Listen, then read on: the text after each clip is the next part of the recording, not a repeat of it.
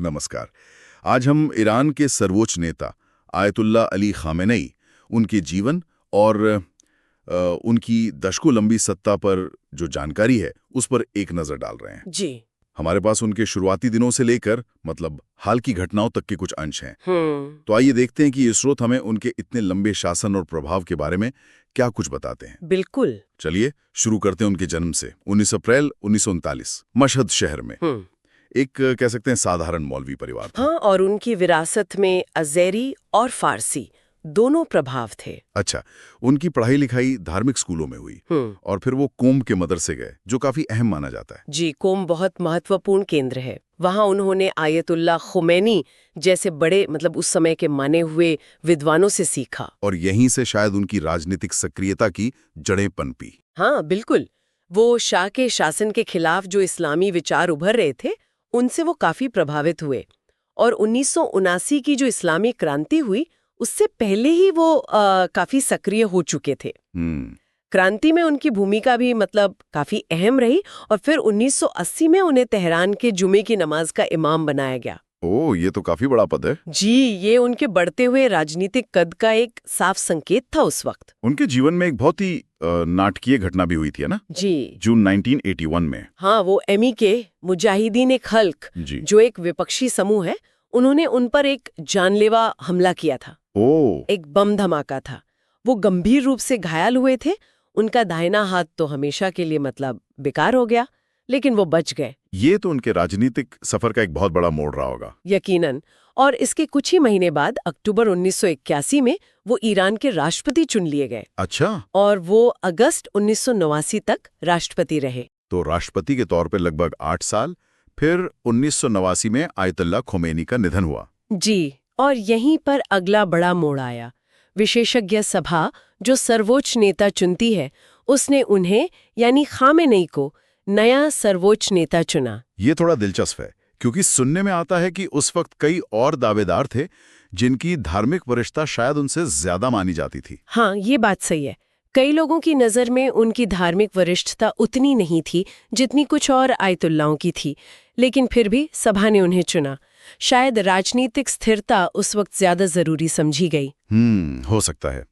तो सर्वोच्च नेता बनने के बाद सत्ता पूरी तरह उनके हाथ में आ गई, मतलब सेना, न्यायपालिका। हाँ बिल्कुल, सर्वोच्च नेता का पद ईरान में सबसे शक्तिशाली है। सेना, न्यायपालिका, IRGC यानी इस्लामिक रेवोल्यूशनरी गार्ड कॉर्प्स और सारी बड़ी नियुक्तियां, सब पर उनका पूरा नियंत्रण होता है। विदेश नीति, राष्ट्रीय नीति, ये सब वही तय करते हैं? जी हाँ, असल में वही तय करते हैं। राष्ट्रपति और सरकार उनके अधीन काम करते हैं। उनके इतने लंबे शासनकाल में कुछ खास नीतियां क्या रही हैं?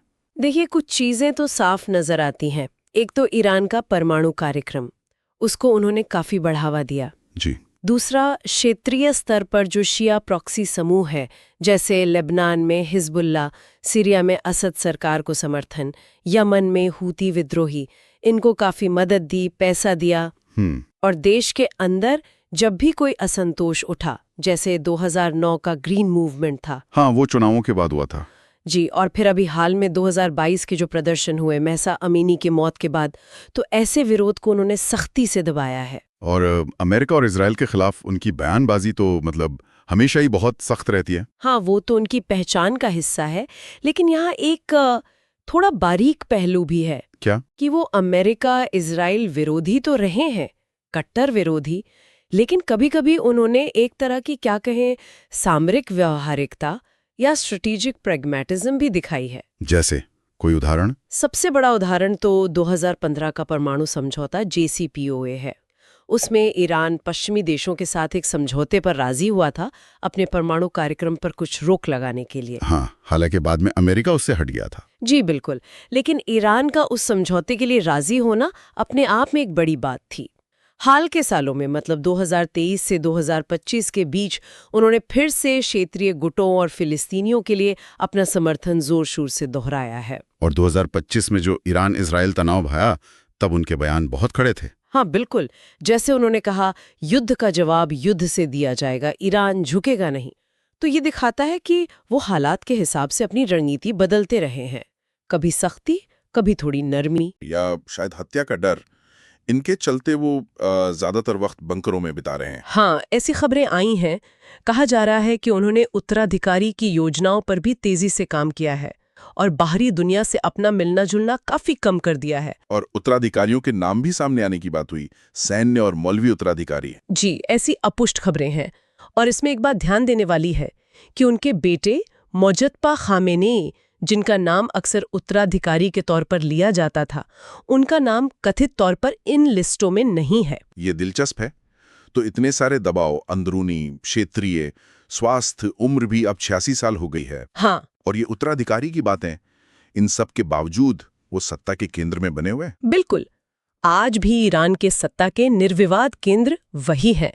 उनका प्रभाव हर जगह है, हर बड़े फैसले पर।